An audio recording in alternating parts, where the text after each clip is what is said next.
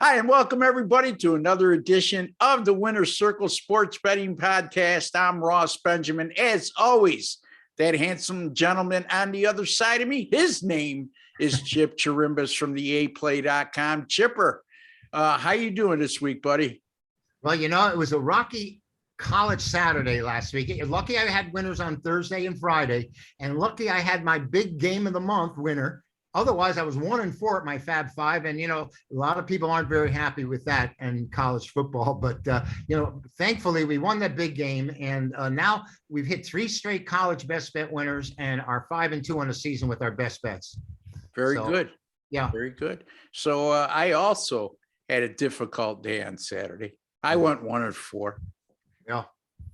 Yeah, just terrible. And you know what the thing is, Ross?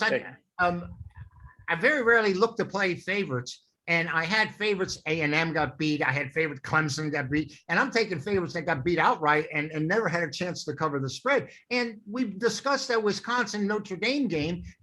We were in a fog as to why Wisconsin was so heavily favored in that game, and they never had the number covered, and it never looked like they were going to cover the number either.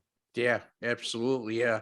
That margin of victory was the most surprising thing of all. But as I discussed with you off air, Notre Dame's last 2 touchdowns came via pick sixes. And Wisconsin, as bad as that loss was, did hold the Irish to less than 300 yards of offense, if I recollect correctly. Yeah. Anyway, so we're going to have a couple free plays on Saturday, October 3rd in college football. And I hope you appreciate the fact, folks, that we brag when we win and we're transparent when we lose. I could tell you this, we're both coming off losing weeks in college football. I would put a lot of money on us to bounce back with our pay selections on Saturday, and well as these 2 free picks we're going to give you. Chipper, I'm going to start with you.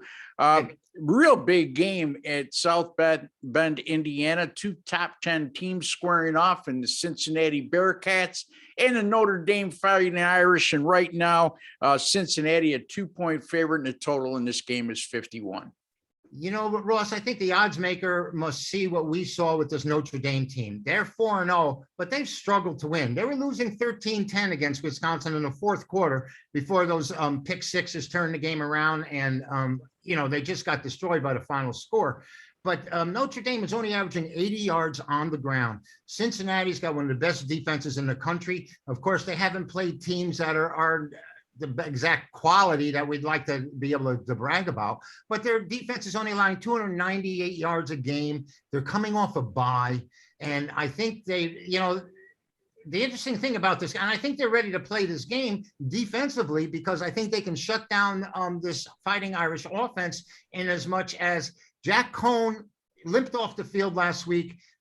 He is their starting quarterback for the Fighting Irish. He's done a great job.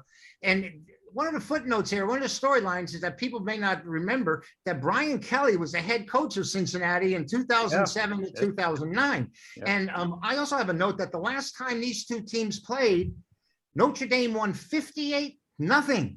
Of course, that was in the year 1900. So we got 121. They have 121 years of revenge on their side. But I'm kind of surprised Notre Dame's an underdog at home. They've gone 9-1 straight up as a dog at home in the last 10. But that isn't the way I'm going to go here, because this line is a little confusing to me. I think the way to go is to play Cincinnati and Notre Dame under the total.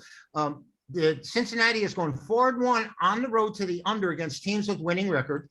And this Notre Dame team is 5-1 to the under as home dogs. So I think it plays in it. These 2 trends play into each other, and Cincinnati's defense may be able to shut down the Irish running game, but their big tight ends and their receivers are pretty good. Cohn might be able to get them the ball, but I think that this is going to be a slugfest. I really do. I don't think there's going to be many wild plays or trick plays involved in this game. I think these 2 teams are going to go head to head and battle out. And I look for it to stay under the total, which is a little bit high, I think, at 51.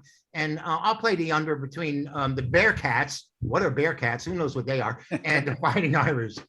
So you like Cincinnati and Notre Dame to go under the total of 51. Quite Yes. possible we could see both teams approach 400 yards of offense in this game, but also settle for a lot of field goals. Yeah. That's sort of the way I'm looking at it too, Chip. 51 actually is a low number by college football standards. Nowadays, did you see the total on the Mississippi-Alabama game? It's like 76. I mean, Yeah, and that's what Alabama involved, right? So, what? Yeah. I mean, again, a whole different game, college football than the NFL. Chipper, I'm going to go out on a limb here a little bit. North Carolina State, a team that's coming off a huge win against Clemson last week as a 10-point underdog, huge upset for them. Emotionally, they were sky high. Well, this week they're going to be entertaining Louisiana Tech, a team out of the Conference USA, and they're a 20.5-point favorite in this game. Up next, they have another conference game against Boston College, and this is what we call a sandwich game, a non-conference game, plus the fact that, look, it's only human nature, Chip, and we've discussed this on numerous occasions, that there's no way possible that North Carolina State is going to be at the emotional peak they were last week against Clemson. It's just, I mean, they're kids. Absolutely right. Yeah. And it's an inflated number. It's got to be an inflated number. I think taking the points here was one thing I looked at early in the week as well. Looking for a little emotional letdown. Like you said, North Carolina State was sky high, and the game went overtime, which adds to their emotion. So, Ross, you may have a real solid side here. Yeah, and then you look at the fact that Louisiana Tech's only 2-2, right? But they're 2 losses, 35-34 at Mississippi State, a game the Bulldogs had a 20-point fourth quarter lead in that game and blew it.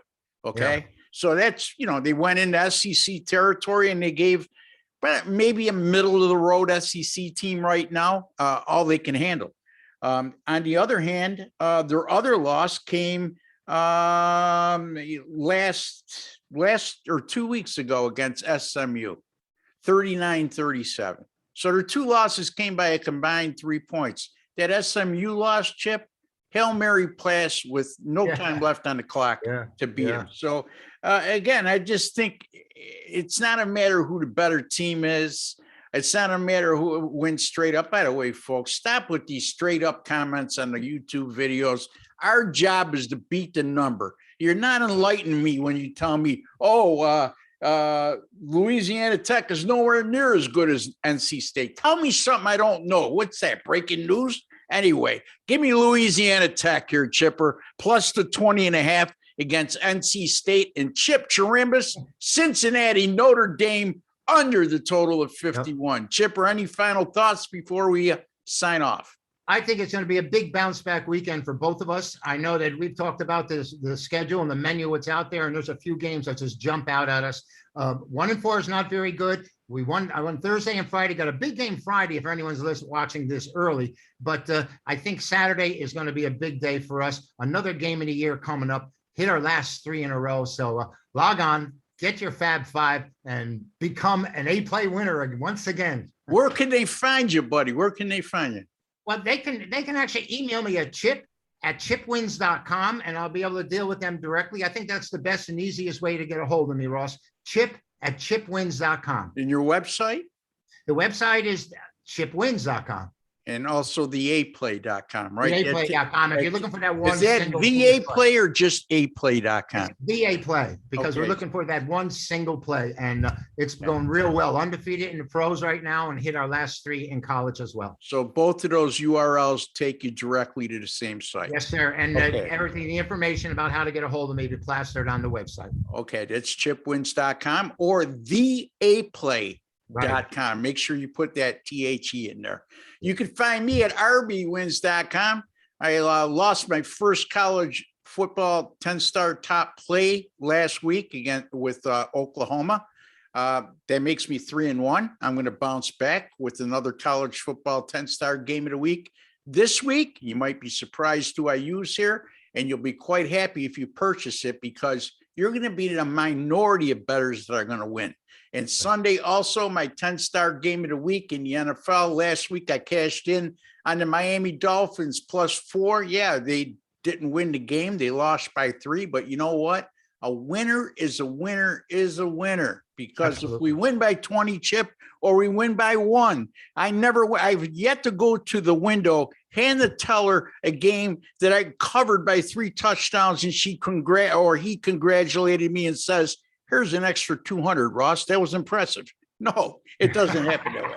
So anyway, until the next time, we have a NFL free pick video coming up next. So keep an eye out for that. Until the next time, good luck and God bless, folks.